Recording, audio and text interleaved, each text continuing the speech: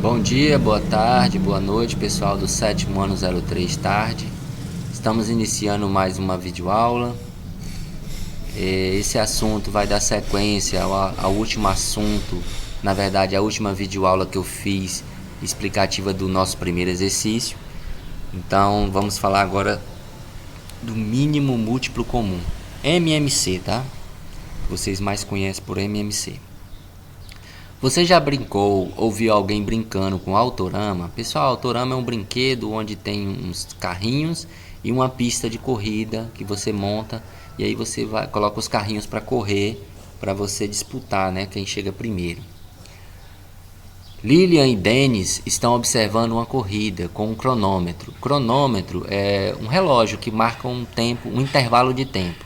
Ele solta o carrinho, aí quando ele aciona o cronômetro e ao carrinho passar de novo na largada, ele para o cronômetro e verifica o tempo que levou para o carrinho dar aquela volta completa, tá?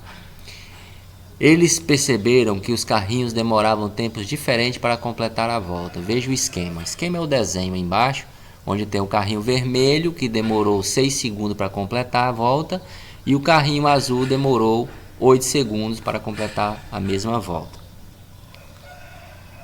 Em uma corrida, a cada quantos segundos esses carrinhos passam juntos novamente pela largada?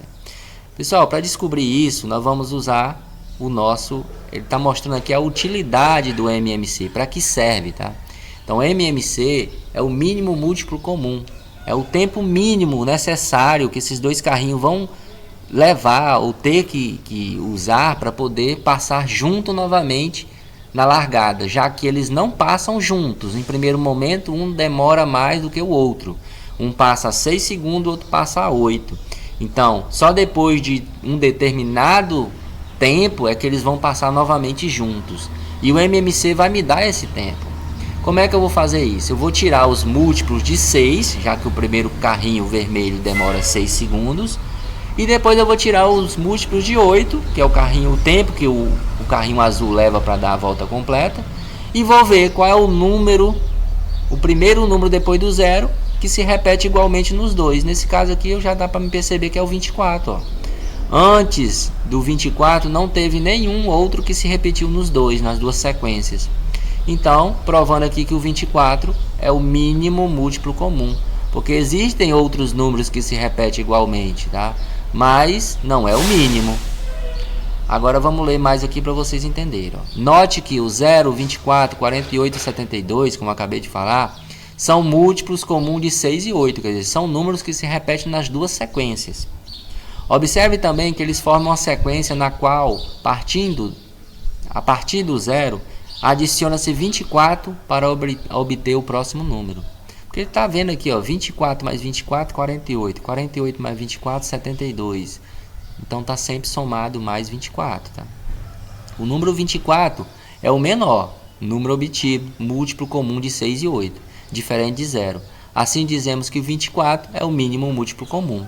A palavra mínimo já diz, é o menor, né? De 6 e 8. Que indicamos por MMC de 6 e 8 entre parênteses, separado com vírgula, igual a 24. Tá? Portanto, os carrinhos passaram juntos pela largada a cada 24 segundos. Qual é o próximo? Aqui é uma pergunta para vocês, particular. Discutam com os pais de vocês. Tá? Tentem colocar para mim a resposta disso aqui. Ó. Qual é o próximo múltiplo comum de 6 e 8 maior do que o 72? Quer dizer, ele quer descobrir qual é o próximo aqui, depois de 72. Então aqui está bem claro aqui o que tem que fazer para descobrir ele, tá? Você lê aí direitinho que você vai determinar ele para mim aí. Você pode colocar aqui embaixo mesmo o resultado para mim. O próximo depois de 72, já que ao descobrir esses três aqui, o livro está deixando bem claro o que foi feito, tá? É só fazer isso aqui, né? Mínimo múltiplo comum entre dois números naturais é o menor número, diferente de zero, quer dizer, não pode ser o zero, que é múltiplo comum desses números. O mínimo múltiplo comum entre dois números naturais A e B pode ser indicado por... Então, gente, isso aqui é da forma genérica, ele está botando A e B, porque A e B pode ser qualquer número, tá? E a representação é essa, dois M's e um C minúsculos, abre parênteses e coloca os dois números... ou mais, né? Pode ser mais de 2, e fecha parêntese. Então pode ser representado assim. Também podemos obter o mínimo múltiplo comum de 3 ou mais números naturais. Aí, observando aí, ele deu um exemplo, ele fez o 3, o 5 e o 10.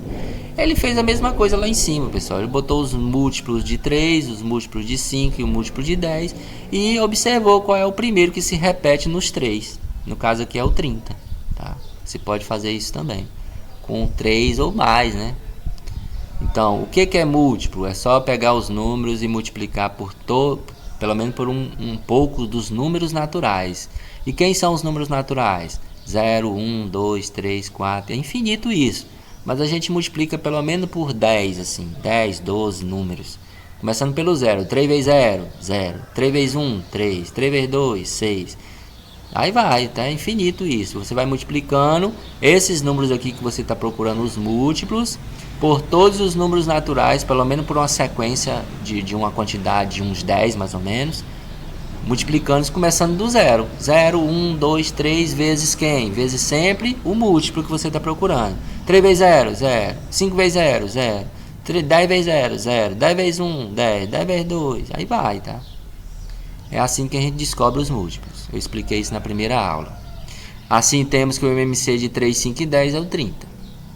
Outra estratégia de cálculo do mínimo múltiplo comum de 2 ou mais números naturais é a decomposição em fatores primos. Para estudarmos essa estratégia, considere o problema a seguir.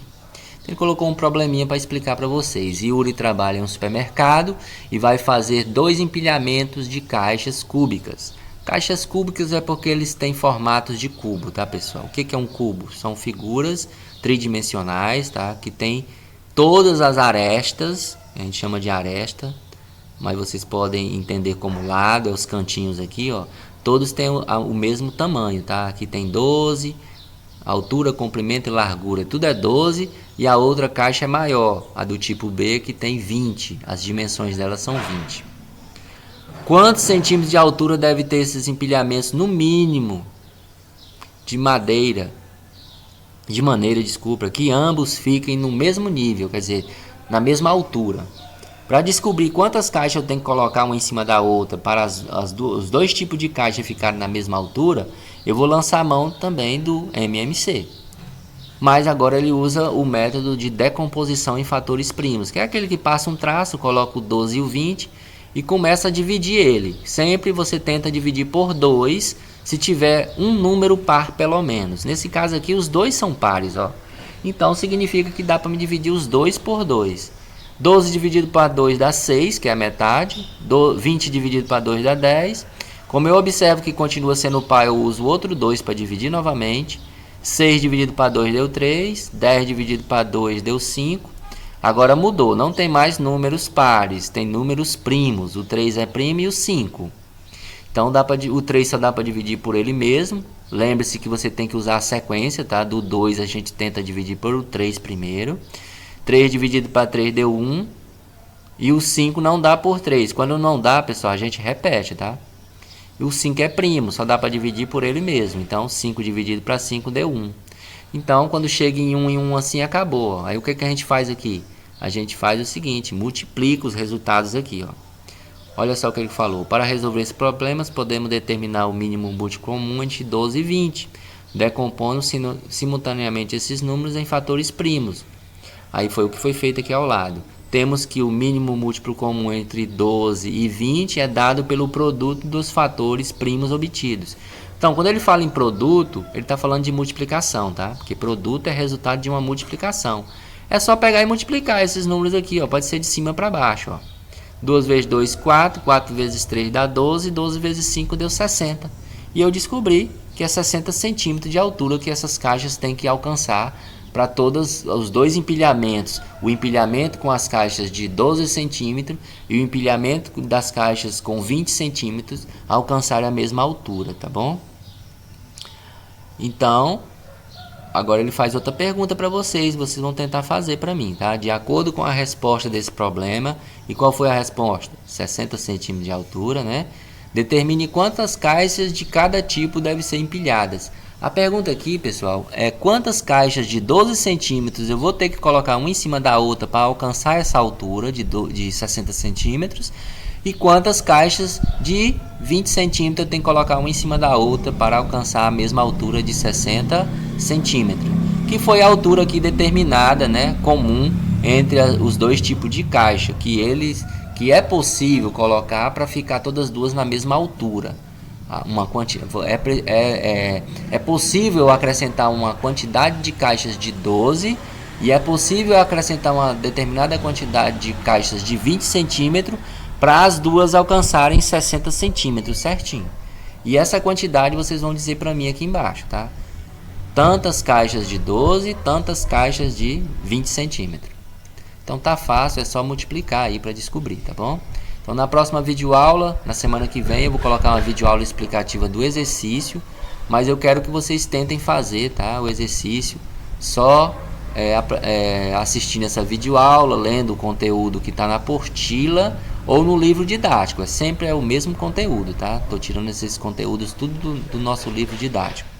Então semana que vem nós nos vemos na próxima videoaula explicativa dessa atividade. Mas até lá tentem fazer, tá? Lendo o livro, lendo a apostila ou assistindo a videoaula. Qualquer dúvida vocês podem entrar em contato comigo pelo WhatsApp, tá? Então, bom dia, bons estudos a todos.